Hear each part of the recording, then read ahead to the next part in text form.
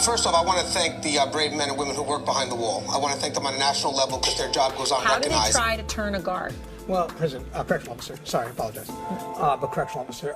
How you guys doing today? It's Anthony Gangi, host of Tier Talk. Great question that came my way earlier today. Question I don't think we've ever really covered. The question was, Gangi, have you ever been afraid to enforce the rules or regulations of your facility? So I don't know how I wanted to answer that.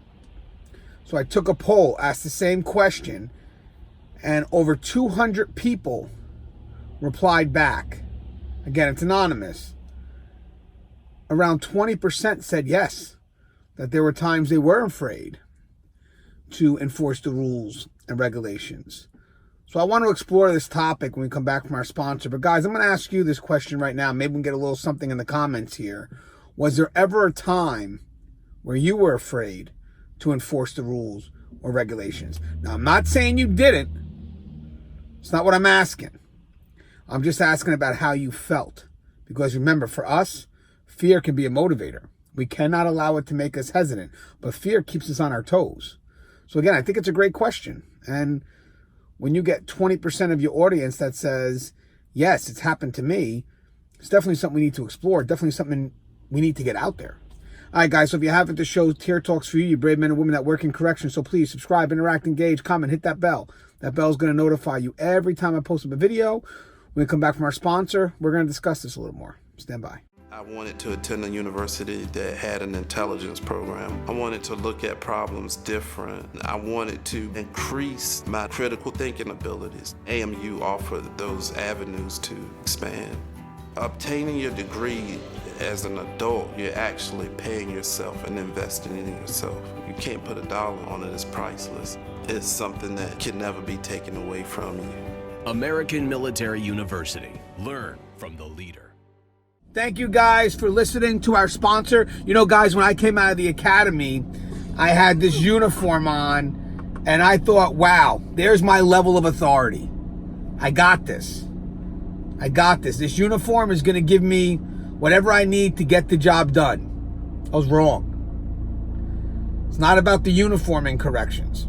That uniform, these inmates are conditioned to. That uniform is not what gets that respect or that compliance. It's our heart. So with that said, you learn pretty quick that it's the heart of the individual that helps us with that level of authority, that helps us get the job done. And that's something worth saying again. It's the heart of the individual that gives them that level of authority. Now, a gentleman asked me, hey, Gange, were you ever afraid to give an order, to get an inmate to follow a rule or regulation? Yeah. But fear motivates me. You know, it just reminds me of what I'm dealing with. The inmate's not going to know I'm afraid because I'm going to stand my ground. I'm going to still do what's expected of me. But when 20% of my audience said that there were times when they were afraid to give out an order, I agree with them. I'm surprised there's not more. I'm surprised there's not more, because when you think about it, look at the scenarios where orders have to be given where it's possible that you're going to get resistance. Imagine the officers that are still walking yards in messes where they're severely outnumbered, but they have to do that job. You know, they're going to be giving out directives that they know for a fact these inmates are not going to want to do. And then maybe there's going to be that one moment the inmates just snap. You don't know. You don't want a complacent officer not thinking that nothing can happen. You want an officer who's thinking right before they give out that directive, the what ifs, being ready. But again, the difference for us is fear motivates us. It doesn't make us hesitant. So it's a tool. If used wisely, it's a tool. But I also want to say that we have to be smart with our level of authority. Some people are saying, well, you know, you're in this position, so you have to exercise that authority whenever it's required. Yeah, I'm not going to argue that. But sometimes there may be some discretion in regards to when or how. Give you a scenario that came my way a few weeks ago where there was one officer walking a dorm on third shift in an understaffed facility where the response comes from the outside, and a supervisor who's not even in the dorm from the outside of the dorm sees that there's about 5 inmates smoking in the back.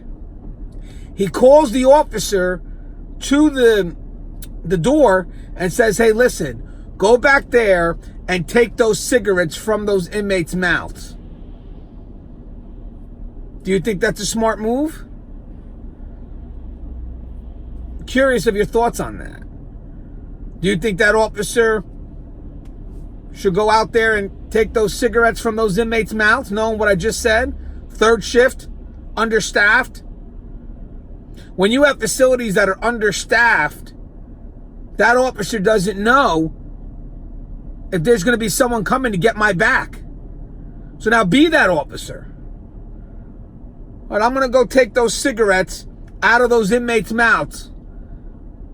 What's most likely going to happen? Those inmates are going to be resistant.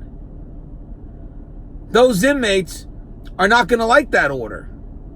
But this officer's thinking, if these inmates are resistant, who's got my back? Who's going to protect me? A code is going to be called, but the response team is coming from the outside. I'm going to get stomped on. Does that stop the officer from doing the job, or should that stop the officer from doing the job? I mean, the key here is if you want our staff to be effective, you have to give them the resources so they feel safe enough to do the job. So I think at some point we could have some officers that are afraid to enforce a rule or regulation because they don't have the resources to back them up. Resources could be a good response team, maybe some good de-escalation tools on their belt.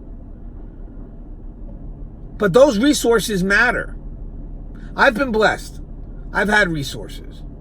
So I could have had that fear for a second, but the reason why I always stay motivated was because I knew if something went sour, I got my people in the wings, and they're going to take care of me. But what about for those that don't? What about for those officers that are just out there by themselves?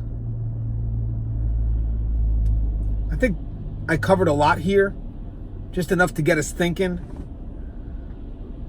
But whoever watches this video, especially if you're in management, you got to do what you can to protect your front line. You protect them, they'll be really effective at what they do. But if they don't feel protected, and they don't feel that they have the resources needed to get the job done, they're not going to do the job that we expect of them. But can you blame them? Honestly, can you blame them? Every choice we make behind that wall, there's a risk to it. There's an inherent risk. So we have to balance that risk with resources. And if we don't do that, we're going to get staff that's going to be very hesitant in doing their job, because when we're calculating the fear, what motivates me is the fact that I know people got my back. I know that because that's going through my head. I'm thinking that. But when you don't have people that are in the wings to back you up, and you're thinking about, your next move, now you're going to be hesitant. Now fear does not motivate you. It's going to freeze you. Resources are limited. Love your thoughts on this, guys. Great question. I thought it was great. Thanks for asking. As always, guys, the show Tier Talks for you brave men and women that work in correction. So please subscribe, interact, engage, comment, hit that bell. That bell's going to notify you every time I post up a video. Stay safe.